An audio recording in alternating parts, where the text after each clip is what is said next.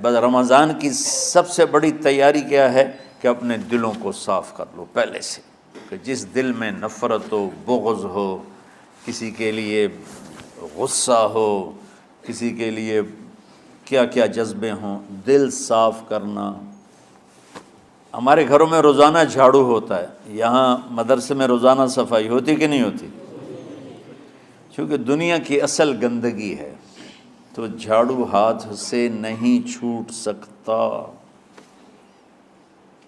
حرم شریف میں دیکھا کیسے چاروں طرف خدام پھر رہے ہوتے ہیں برش لے کر، تو دل پہ غبار ایسے آتا ہے جیسے صحن میں غبار آتا ہے،